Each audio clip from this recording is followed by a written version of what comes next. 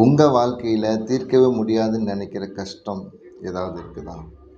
இல்லை ரொம்ப கஷ்டத்தில் நீங்கள் மாட்டிட்டு இருக்கிறீங்கன்னு நினைக்கிறீங்களா?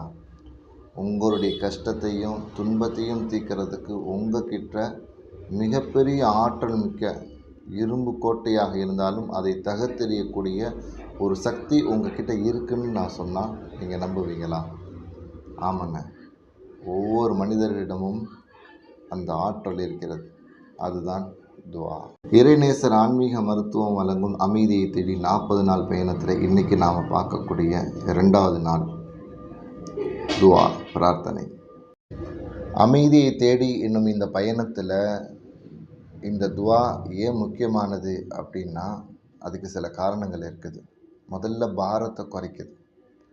நம்ம மனசில் இருக்கக்கூடிய பல பிரச்சனைகள், மன அழுத்தங்கள், கவலைகள் இது எல்லாத்தையுமே நம்மளை சுற்றி இருக்கிறவங்கக்கிட்ட சொல்கிறத விட படைத்த இறைவன் அல்லாஹ் கிட்ட சொல்லும் பொழுது நம்ம மனசில் இருக்கக்கூடிய பிரச்சனைகள் எல்லாமே அப்படியே குறைஞ்சி போயிடும். எப்போ நாம் யா அல்லாஹ் அப்படின்னு சொல்லி கையேந்திரமோ அப்போவே நம்ம மனசில் இருக்கக்கூடிய பாதி பிரச்சனை முடிவுக்கு வந்துடுது. அதுக்கப்புறமா நம்ம கண்ணீர் விட்டு அழுகும் பொழுது அந்த கண்ணீர் துளிகள் இருக்குது அல்லவா, அது நரகத்துடைய நெருப்பை கூட அணைப்பதற்கு ஆற்றல் பெற்றது. இந்த துவா விதியை கூட மாற்றுவதற்குரிய ஆற்றல் மிக்கக்கூடியது. அல்லாஹ் குரானில் 10:98 வசனத்தில் சொல்கிறான், இல்லா கௌம யூனுஸ் லம்மா ஆமனு கஷஃபனா அன்ஹும் அதாமல் ஹிஸி ஃபில் ஹயாத்தி துன்யா ஒமத்தனாஹும் இலாஹீன். சையதனா யூனுஸ் அலைஹிஸ்ஸலாம் அவங்க தன்னுடைய சமூகத்தாருக்கு எவ்வளவோ பிரச்சாரத்தை முன் வச்சாங்க, ஏற்றுக்க தயாராக இல்லை.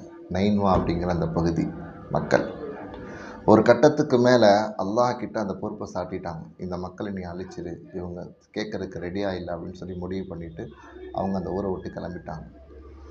இப்போ அந்த மக்கள் வேதனை வருவதை பார்க்குறாங்க.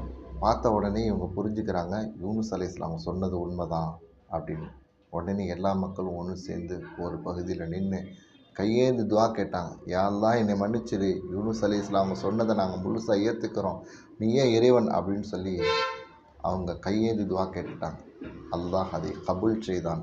அதனால் அவங்களுக்கு ஏற்படக்கூடிய ஒரு நெருக்கடி, ஒரு அழிவு, அந்த விதியை அல்லாஹு தஆலா மாற்றி எழுதினான் என்பது வரலாறு.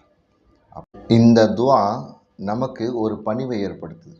எப்போ நம்ம கையேந்தி துவா கேட்குறோமோ அப்போது நமக்குள்ள ஒரு சிந்தனை உருவாகும், நாம் பலகீனமானவர்கள், வல்லோன் அல்லாஹ் வல்லமை மிக்க ஆற்றல் மிக்கவன், அவை நமக்கு கொடுத்தா மட்டும்தான் நமக்கு அது கிடைக்கும் அப்படிங்கிற ஒரு சிந்தனை ஏற்படுது. அந்த சிந்தனையின் மூலமாக நமக்கு ஒரு மன அமைதி ஏற்படுது, ஒரு பணிவு நமக்கு கிடைக்குது. நாம் கேட்கக்கூடிய துவா உறுதியானதாக, யகீனானதாக இருக்கணும். அல்லாஹ் எனக்கு கண்டிப்பாக தருவான் அப்படிங்கிற மாதிரியான துவாவாக நாம் செய்யணும்.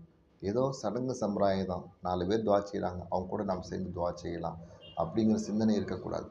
நாம் முழுக்க அல்லாஹ் மீது நம்பிக்கை வைத்தவர்களாக, அல்லாஹ் நிச்சயமாக தருவான் என்பதாக நாம் துவா கேட்கும் பொழுது அல்லாஹ் அதற்கு பதிலளிக்கிறான். சையதுனா உமர் ரலியல்லாஹு தஆலா அன்ஹுங்க ஒரு தடவை மக்காவிலேருந்து திரும்பி வந்துட்டு இருந்தாங்க. பாலைவனத்தில் இரவு நேரத்தில் அந்த இடத்துல தங்குறாங்க. திடீர்னு நடுநிசையில் அவங்களுக்கு தூக்கம் விழிப்பு வந்துடுது. மேலே பார்க்குறாங்க, வானத்தில் நிலா தெரியுது. என்ன நினச்சாங்களோ தெரியல, டக்குன்னு போய் 2 ரக்காய் தொழுது துவா கேட்டாங்க. அல்லாஹும்ம ர்ஸுக் ஷஹாதத ஃபீ சபீலிக் வஜ்அல் கப்ரி ஃபீ பலதி ஹபீபிக். யா அல்லாஹ், எனக்கு ஷஹாதத்துடைய உன்னுடைய வழியில், இந்த மார்க்கத்திற்காக ஷஹாதத்துடைய வழியில் எனக்கு மரணத்தை கொடு. என்னுடைய கபர் அருமைநாயகம் ஸல்லல்லாஹு அலைஹி வஸல்லம் அன்னவர்களுடைய கபருக்கு பக்கத்தில் கொடு அப்படின்னு துவா செஞ்சாங்க. அல்லாஹ் அந்த துவாவை கபூல் செய்தான். இன்றைக்கி மதீனாவில் அருமைநாயகம் ஸல்லல்லாஹு அலைஹி வஸல்லம் அவர்களுடைய கபருக்கு பக்கத்தில் உமர் ரலியல்லாஹு அன்ஹு அவர்கள் இருக்கிறார். கடைசியாக ஒரு துவா நான் உங்களுக்கு சொல்லித்தரேன். ரப்பனா வலா துஹம்மில்னா மாலா துஆகத லனா பிஹ். இந்த துவாவுடைய அர்த்தம் என்ன தெரியுங்களா? யா அல்லாஹ், எங்களால் தாங்க முடியாத சுமையை, சோதனையை எங்கள் மீது சுமத்தி விடாதே அப்படிங்கிறது இந்த துவாவுடைய அர்த்தம். குரானில் அல் பக்ராவில் 286 வசனத்தில் இது சொல்லப்பட்டிருக்கு. இந்த துவாவை நீங்கள் ஓதுங்க. உங்களுக்கு இருக்கக்கூடிய கவலைகள், மனபாரம் எல்லாமே இந்த துவாவின் மூலமாக நீக்கப்படும். இது பரீட்சைக்கு போகக்கூடிய பிள்ளைங்க ஓதலாம், குடும்பத்தில் பிரச்சனைகளை சந்திக்கக்கூடிய பெரியோர்கள் ஓதலாம், அதே போல் வியாபாரங்களில் நஷ்டங்களை சந்திக்கக்கூடிய வியாபாரிகள் ஓதலாம். இப்படி எல்லாருமே ஓதுவதற்கு தகுந்த ஒரு துவா தான் இது. இன்ஷா அல்லாஹ். இறைநேசர் ஆன்மீக மருத்துவம் வழங்கும் அமைதியை தேடி 40 நாள் பயணத்தில் இன்றைக்கி 2வது நாள் துவாவை பற்றி நம்ம நிறைய விஷயங்களை பார்த்தோம். தொடர்ந்து இந்த விஷயத்தை நீங்கள் மற்றவங்களுக்கு ஷேர் செய்யுங்க, லைக் பண்ணுங்கள், கமெண்ட் பண்ணுங்கள். நீங்களும் அதை பார்த்து பயிற்சி பண்ணுங்கள், மற்றவர்களுக்கும் இது சம்பந்தமாக சொல்லிக் கொடுங்க. வல்லோன் அல்லாஹ் போதுமானவன். அஸ்ஸலாமு அலைக்கும் வரஹ்மத்துல்லாஹி வபரகாத்துஹு.